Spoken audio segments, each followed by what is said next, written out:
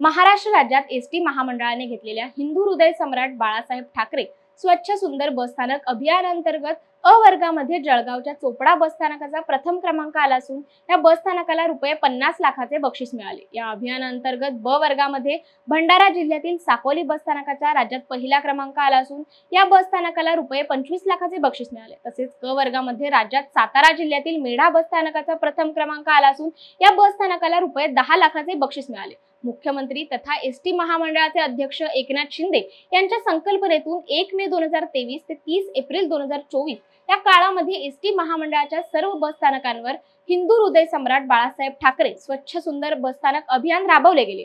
लोकसहभागातून बसस्थानकाचा विकास या संकल्पनेवर आधारित हे अभियान राबवण्यात आले असून येत्या 15 ऑगस्टला बक्षीस पात्र बसस्थानकांचा सत्कार करण्यात येणार आहे। मुख्यमंत्री महोदय श्री एकनाथजी शिंदे साहेब व एसटी महामंडळाचे उपाध्यक्ष व्यवस्थापकीय संचालक यांच्या संयुक्त प्रयत्नातून स्वच्छ व सुंदर बसस्थानक ही संकल्पना ही एका वर्षासाठी राबवण्यात आलेली होती। मुख्यमंत्री महोदयांनी 1 मे 2023 साली मागच्या वर्षी ही महामंडळातील सर्व वरिष्ठ अधिकाऱ्यांची बैठक घेऊन ही संकल्पना रुजवण्याचा आणि राबवण्याचा संकल्प करून त्या संकल्पाची पूर्ती या मे महिन्यामध्ये 30 एप्रिल या तारखेपर्यंत त्यांनी ती स्पर्धात्मक ठेवलेली होती आणि त्यामध्ये